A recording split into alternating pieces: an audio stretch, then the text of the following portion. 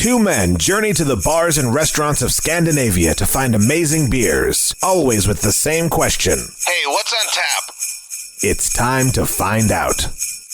This is the end.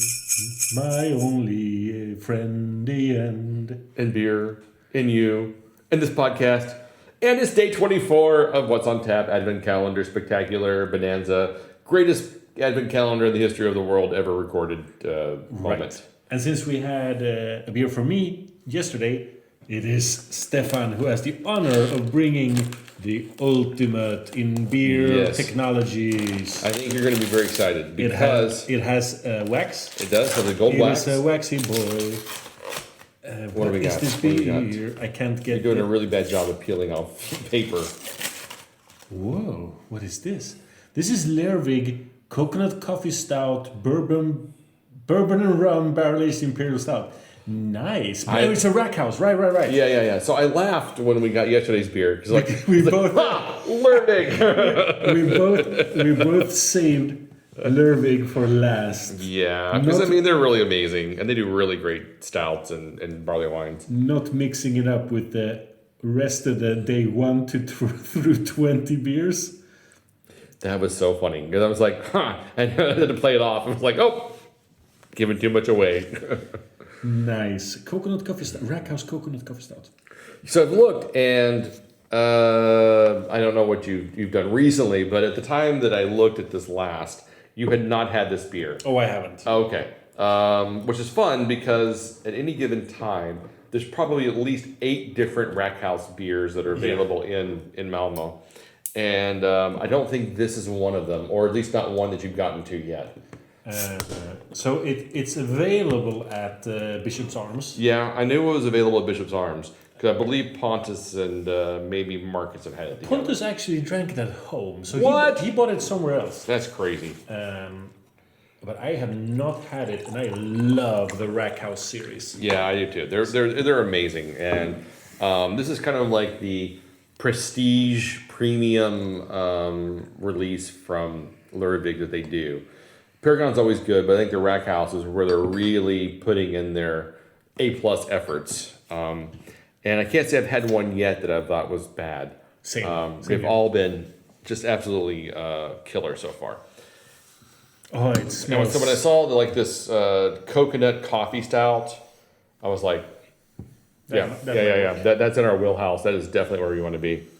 It smells very rich. Mm-hmm. It definitely has the bourbon. I don't smell the rum on the nose. Yeah, for me the rum usually comes in the aftertaste. Yeah. It's a little more. It's where it kind of gets that more astringent booziness quite often. But yeah, I definitely get the coconut on the nose. I get some coconut. A little bit floaters. of coffee, but definitely a lot of bourbon. Yeah. All right, let's do this, man. Cheers.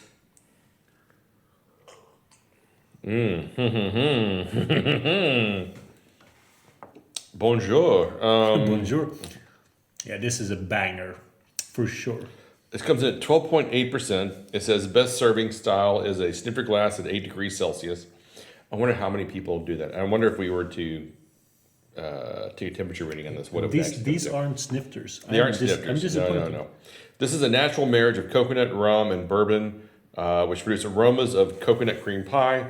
Upon the first sip, light notes of honey and spice dance on the tongue before freshly brewed coffee intertwines with the dominant toasted coconut flavors. You know what? Yeah. This might be the first time I've ever read a overly descriptive text where I'm kind of like, yeah, they really nailed it. That is kind of what I'm getting off of this. Usually we just think it's unnecessary fluff. Like, Yep. you're trying to hype your own. Yeah, you're trying to tell me how to experience this beer, but I will also buy into your bullshit. Yeah. But no, I completely agree on this. The finish has a boozy edge, which is softened by vanilla forward sweetness and oak lactones from both the coconut and 14 months in bourbon and rum barrels. Yeah. Nice. And I get a lot of coconut, chocolate, rich bourbon kind of flavors, in the mouthful at the end. Like it just, as I breathe in, I just get more of those experiences. This is a real killer. I'm so glad I said this. We're doing this one on the end. This is like the Babe Ruth calling, like the home run, pointing to the outfield, calling it. Yeah. But I'm happy for yesterday and 2 days ago. Those were also really good, and we gave them high ratings. So I'm glad I held those back. Yeah. Oh man, just everything this calendar has been exceptional. We both have really brought it. Yeah. It was bringed. It was. Oh, it done been brought. Yeah. With this beer, I am definitely getting the coconut. I'm getting the coffee. I'm getting the bourbon. I still don't really feel the rum. So either the rum is balancing something that I can't distinguish, or it was wasted. For me, I think the rum is probably propping up the coconut You think so? a bit. Yeah, because I'm with you. I don't really get the rum, but I don't know how the rum would be present in this beer. I think if you were to get like, oh, there's a lot of rum in this, it would be really unbalanced then. Right. So yeah. I feel like rum is a flavoring agent, which is probably boosting that coconut, slightly pina colada-y experience that I'm getting from this. You do? I don't get that at all. Well, I'm saying the coconut is so forward in this beer Yeah. that I think that's where it doesn't taste like artificial coconut with suntan lotion-y kind of thing like you get Right. sometimes. It's definitely like I'm saying the coconut I think is boosted through the rum, which undercuts the bourbon a little bit. I'm trying to remember back. I've had some world-class coconut bourbon beers that taste exactly like this one, making this a world-class coconut bourbon beer. But not really. I have a feeling that I love rum barrel-aged beers. But then whenever I think back, I go like, oh, the rum versus bourbon. Whenever we've had like rum and bourbon of the same beer present, I've always loved the bourbon beers more. Yeah. Maybe I don't really like rum barrel-aged beers. I just love base beers that some world-class brewers happen to put in rum barrels as well. No, I think the rum does come through on this in the blending of. It's like it's in between the bourbon and the rum and the coconut. It's like a layering in there, and when I'm like I swirl it in my mouth a little bit, and I like let it linger, and then I swallow it. I feel and I get that rumminess to it. So I think that the rum and the bourbon is actually playing really well against each other. We're getting the vanilla tones from the rum. From the bourbon. Yeah. It's also kind of getting into some of those vanilla tones of the rum, and they're kind of like playing with each other quite well, which is just kind of boosting the coconut.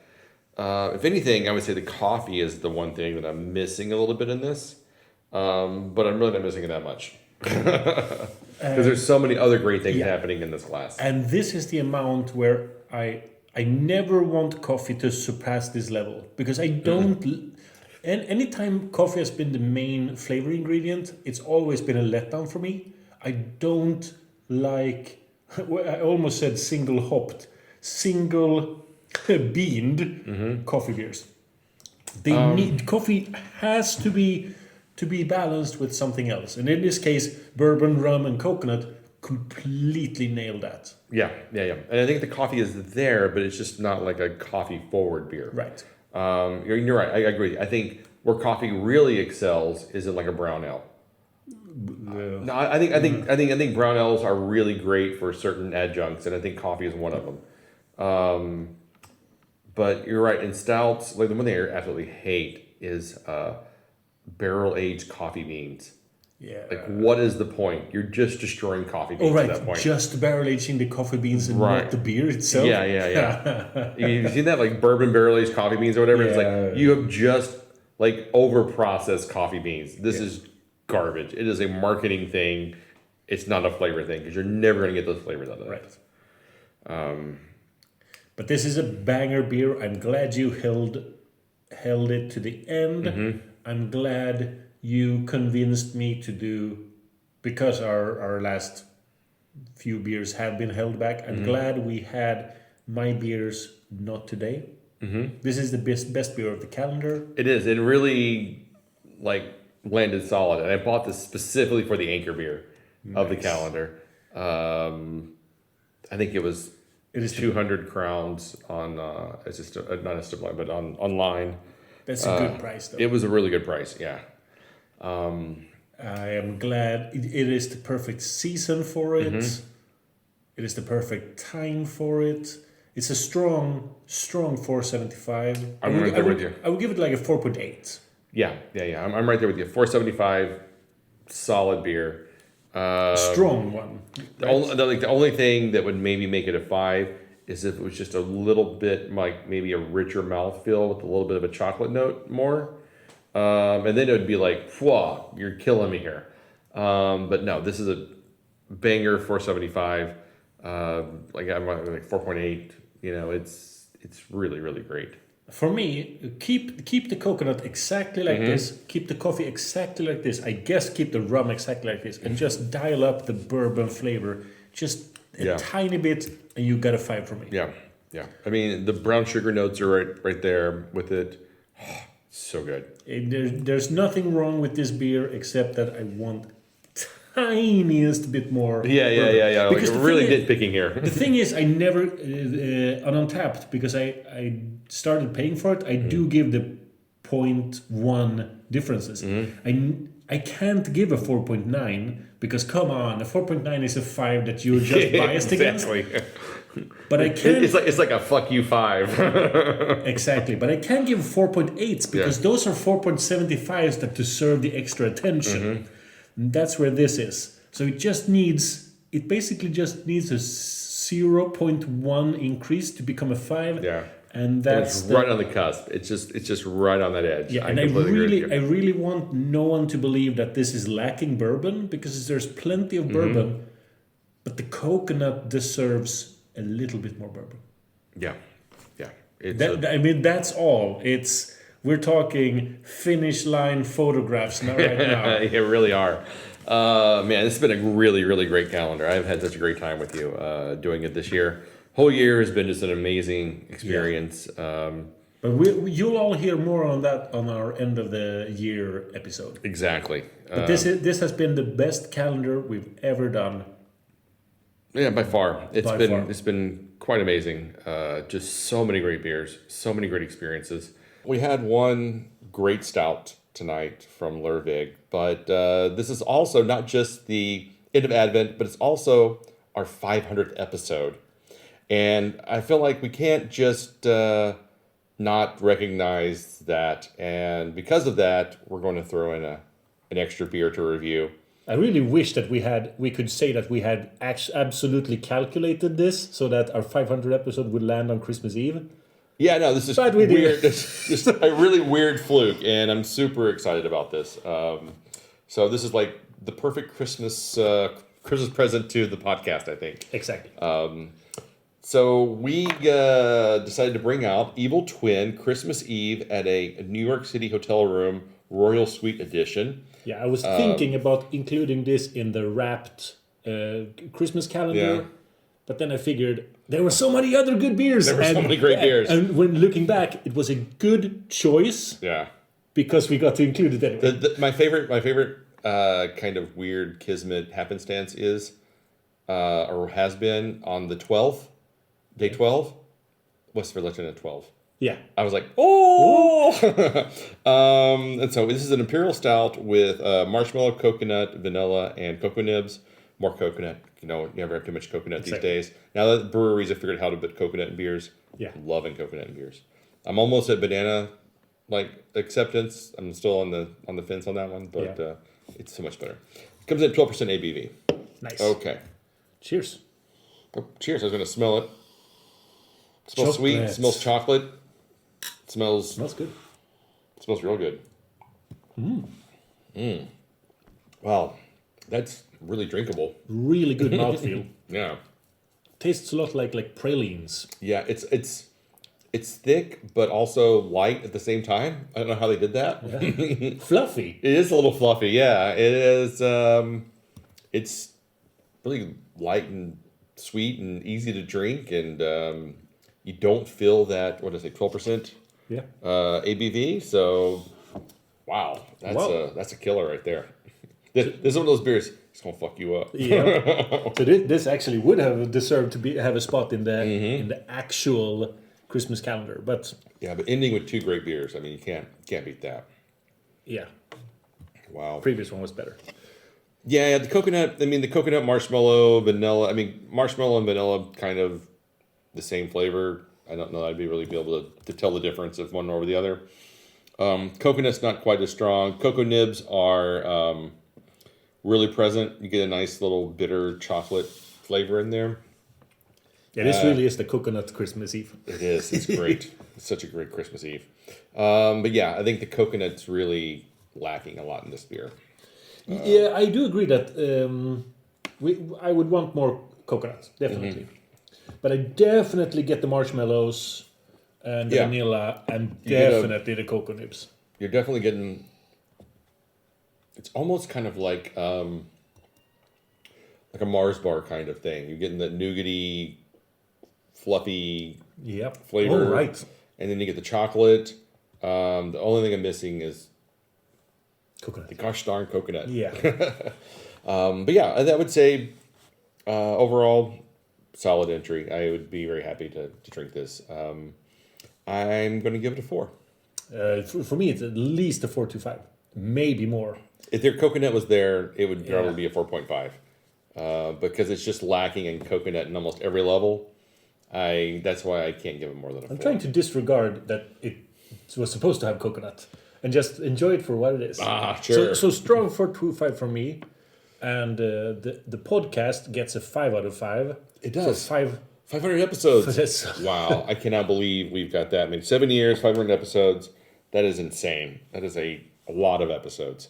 I don't know how many other Swedish beer casts have been going on this long or have this many episodes, but we've got to be one of the. I would be surprised if we one were or top two. One. Yeah. A lot of the other ones that are now famous and hyped, they haven't been going for that long. No, that's usually what happens. Is the new ones get a lot of hype Yeah. and a lot of acclaim, and the things that have been around for a long time don't get as much attention. Exactly. What they do that we don't is that they do have guests for like an hour-long interview, which we don't. But that's a good way to burn yourself out on a podcast. You'll get to 50 episodes doing that. Yeah. And then it'll peter out. Yeah, we definitely should have more interviews on Which here. we should. But yeah, it's hard to do that consistently. Have guests all the time. All right, man. Well, we'll wrap it up. Merry Christmas. Merry Christmas. Happy New Year. Well, we'll have another episode. We'll have another episode out. Just Merry Christmas. Just Merry Christmas. Just Merry Christmas. Happy New Year yet. Feliz Navidad. We will. We'll talk to you next week. Yeah, in the end of year episode. Yep. Keep drinking, you dum-dums. Yep. Well, you know what we should do? We should really just do an official wrap-up. You can find us online at what'sontappodcast.com, Instagram, Facebook, Spotify, YouTube, wherever you can find great podcasts. You'll find us online. What? Really? All of those sources? All of those places and more. There are so many places you could find us. You can find us on Google Podcast, Amazon. Wow. We are there. We are available to you to be downloaded into your oratory. I would say not oral for an oral experience. That's hard to do, man. We're there for all of your oral needs as well. Sure, that's another podcast. Yeah. But until next time, keep drinking, you dum-dums.